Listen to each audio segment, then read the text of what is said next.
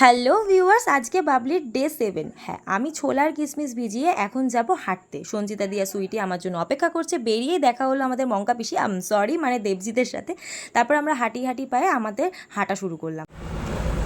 হাঁটতে বেরিয়ে মানে ব্লগের আর কি 7 নম্বর দিন হবে, হাঁটার নয়, হাঁটার 1 সপ্তাহ হয়ে গেছে।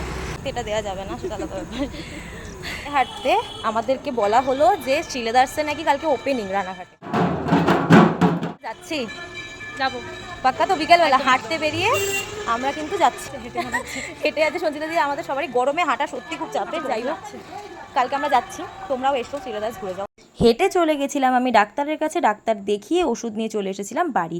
আসলে আমার প্রচণ্ড হেয়ার ফল হচ্ছে, প্লাস আমার থাইরয়েড আছে, সেজন্য আমার ডাক্তার দেখাতে যেতেই হয়। কারণ ওষুধ না থাকলে খেলে আমার শরীর ঠিক হবে না, তো তাই জন্য ওষুধটা ম্যান্ডেটরি। চেষ্টা করি যতটা কম খাওয়ার। তো তারপরে ভাবলাম আজকে কোনো বেরোনোর চান্স নেই, তো মার সাথেই বসেই আজকে একটু চা খাই, একটু মুড়ি খাই, একটু গল্প করি। কারণ প্রত্যেকটা সময় আমি বাইরেই কাটাই। প্লিজ ইনফ্লুয়েন্সার আমি মানছি, আমার এই চায়ে 2 কাপ চায়ে 6 চামচ চিনি দেখে প্লিজ কেউ ইনফ্লুয়েসড হয়েও না। পারলে সবাই চিনিটাকে অ্যাভয়েড করে মধু দিয়ে চা করো, তাও ভালো, কিন্তু চিনিটাকে একটু অ্যাভয়েড করো। তো আজকের মতন এটুকুই, সবাইকে টাটা।